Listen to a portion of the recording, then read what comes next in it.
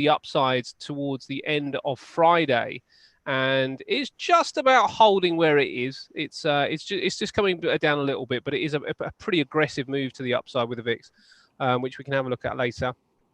But let's have a look at the S&P to start with. S&P very, very near record highs. Got to be an area that the market would potentially struggle, and we're now we really want to talk about this in percentage terms, and it's probably around about 0.8% to the upside. So there could be a little upside push early on today. Will it go through that area? Maybe. I would have my doubts. So I think we are looking for maybe a little bit of weakness.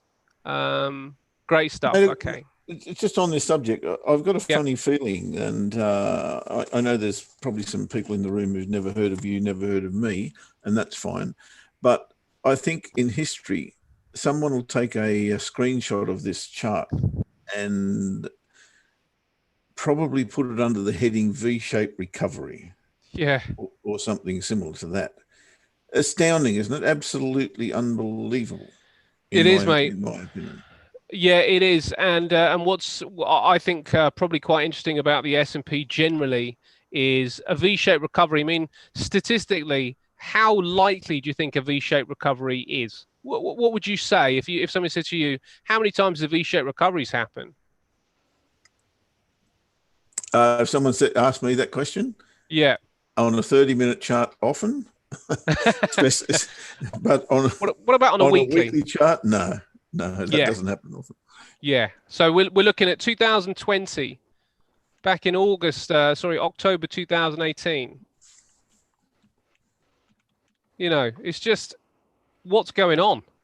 Just we've got two in the space of a matter of 2 years. So this business cycle that we're currently in. Yeah, but that one in 2018 is a V-shaped recovery. This one is a bloody V-shaped recovery. Well, yeah, it's a crazy move, that's for sure, and it continues to confound a lot of us. But you know, the real question is. Well, there's a few questions really, but one of the questions that we have to pose is this recovery, is this price point here sustainable? You know, without any test. Now, you would, if I was looking at this chart, just coming down from another planet, having some trading knowledge, my first thought would be, well, got to be aiming for 32.15 area. We surely we're going to come back to at least that point before we take off again. Can it really just rally to the upside in the way that it has without any kind of rest when you get so close to all-time highs? And I would say experience would suggest that that isn't to happen. So I'm looking to see whether the market can just ease back a little bit here. NASDAQ also pushing to another record high. And the Dow Jones Industrials really, we said earlier on that this one's pushing to a slightly different type of area on its chart pattern, V-shape, yes, but looks like that's also hitting the brakes a little bit.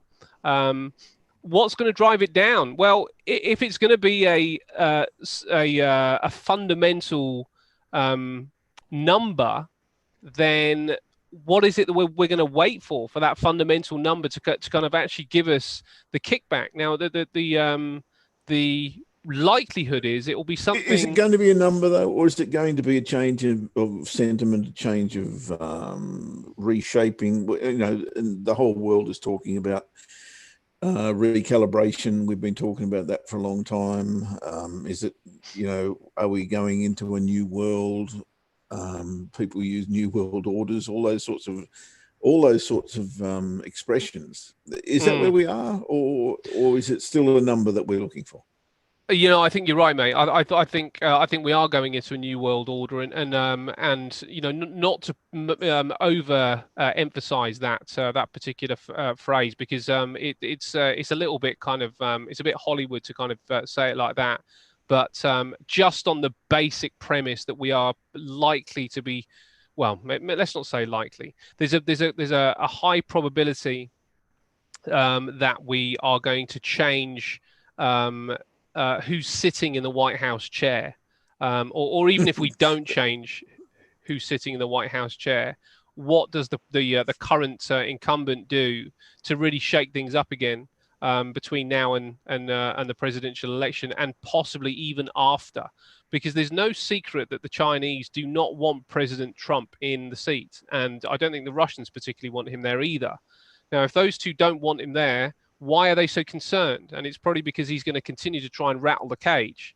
So either way, there is going to be a change, whether that's Trump ramping it back up again for the next 4 years and getting even more crazy, or whether it's going to be a Joe Biden victory, which will be a huge change for the market. I think everybody's quite worried about that. I don't know enough about Joe Biden to make the statement that it would be similar to a Corbyn government in this country, because Corbyn is a bit of an extreme. But I would suspect that he is markedly different, as just about everybody else on the planet is, from President Trump.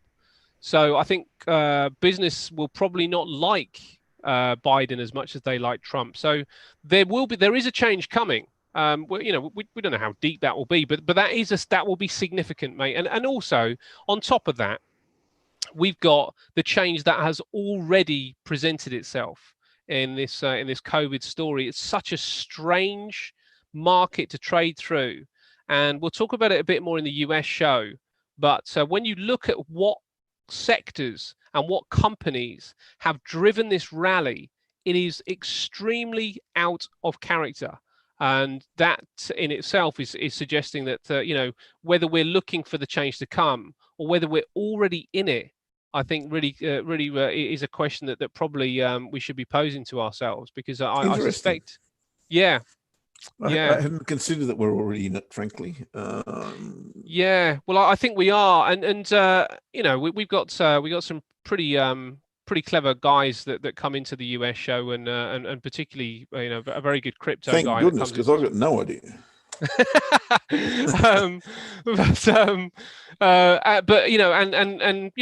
He probably, along with a very good friend of mine who's very into the crypto space. But he would probably be telling us now that there's the change is already, we're already in the change, and it's already kind of on the move. And if we were to look at some of these cryptocurrencies, then we do see that they have started to show that there is some positioning going on, and I think that's the only way we can label it, really, mate, as positioning. Because there is some positioning going on with these cryptocurrencies, which make the view of the status quo, I think, maybe a bit more clouded. And we've seen the same with gold. The way that gold has kind of printed its way up and up and up. Everybody's concerned about inflation, and if you get concerned about inflation, then you start to think, well, maybe we should be hedging ourselves away from inflation with gold. Now, I'm not saying that's why gold's found its way to here, but it might be a factor, and inflation hasn't kicked in yet. So what happens when it does? Does that mean that we get another kick to the upside? And that's forgetting that's even before we go over to the fact that the dollar is potentially a going questionable in the opposite direction. Yes. Well, it's going in the opposite direction, but is it a questionable reserve currency, mate, or are we overstating the situation a bit? Because this is. I'm probably the wrong person to ask, because I've said this for the last 7 years or 8 years or even more than that now, that it's a junk bond, a junk currency. Yet it still is the reserve currency of the world, and for that reason, you've got to respect it. Kinda, I guess. I don't. I think it's just false. It's a false god, if you like, and that's the way I look at it. And I thought that there's every reason that this would fall out of the sky at some stage. And if this is now, then maybe, I don't know. I can't answer that question, but certainly it's due a pullback. I'd have to say that, and I've been waiting for that for some weeks now, and it hasn't come. Yeah, it's like it's got a concrete block tied to. Well, this is it. This is it, mate. And we're talking about time frames that are not even showing us the the big picture out there in the world. And I suppose that's what I'm talking about. Are we actually living through the change of the tankard? The passing of the guard, because it happens, doesn't it? I mean, we always sort of say, you kind of do want to stick with the trend. Now, I wish I had in fact, I haven't got a dollar index. I want to use the euro, but I don't like using the euro dollar particularly because it's not all that accurate. But let's consider the euro dollar, just because it's the closest thing that I have on this broker. Yeah, I've got a firm opinion on the euro dollar as always.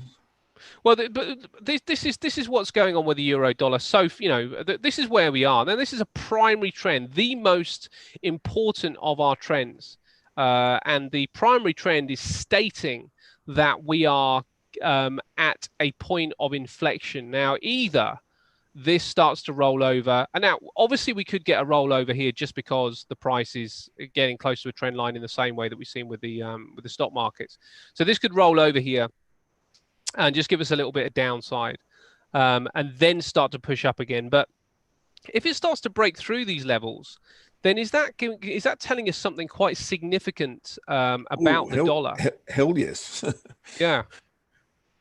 I mean, I don't like the thought that we would be using the euro as a reserve currency. I think that'd be crazy talk. But yeah, I think that's a bit of a stretch. But look, this is the pound dollar, also a primary trend line to the downside. Again, on it's on a very, very balanced price point. So that's also showing something similar about the general weakness. I don't think that level is as significant for the pound as it is for the euro. For the euro. Why would you say that? Well, I agree with you. It's in a mix. It's kind of in a noisy area rather than a defined point. And I think the euro's at a defined point. Yes, yeah, I think you're right, mate. Inverted head and shoulders on the euro. This is quite interesting, isn't it? That you got that these price points here. Even the horizontal level, the horizontal level is giving you strong resistance and strong support at that area. Yeah. But an inverted head and shoulders on the monthly chart is incredibly significant. That neckline starts to give way. Yeah, and you're talking about the horizontal level here. No, where prices at market. That one there. Yep. I think there's reason to believe that this has got some retracement in it right now. Yeah. I think it's going to. I don't think it's going to stop, but I think it's going to have a little bit of a pause and maybe retrace back to the level that you've got underneath the market level, the horizontal level I'm talking about. Yeah, that could well happen, couldn't it?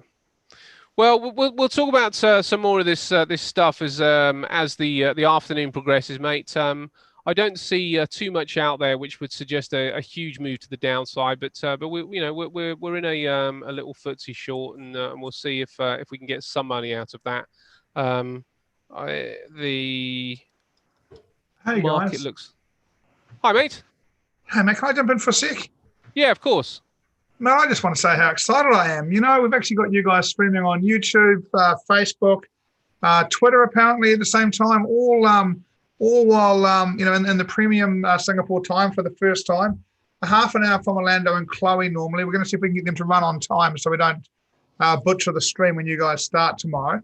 But I'm just super excited to have you guys on live and in this time, mate. It's awesome. And I'm looking forward to watching some of this. At the end of this section, I'm going to go and have a sleep because it's 1 o'clock in the morning in New Zealand. But, mate, it's awesome, brilliant. You guys excited? Oh, it's brilliant. Yeah, I mean, as you say, this is kind of where we want to get to with some progress for helping some guys out there. I think the longer that we spend on the charts and the longer we spend on the streams, then the more people that we can aid a little bit and maybe even entertain. I was speaking to somebody yesterday about the show, and they just said how much they love just having it on.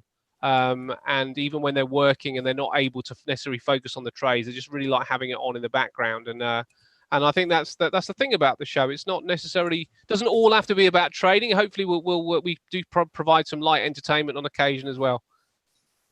Yeah, mate. Yeah. Anytime you get Geoff talking about the US dollar, it's reasonably light entertainment. Guys, I'm going to say a wrap for you guys. I'll leave you guys to it. I'm going to be in the background. I'm on YouTube just trying to answer some questions in there for now.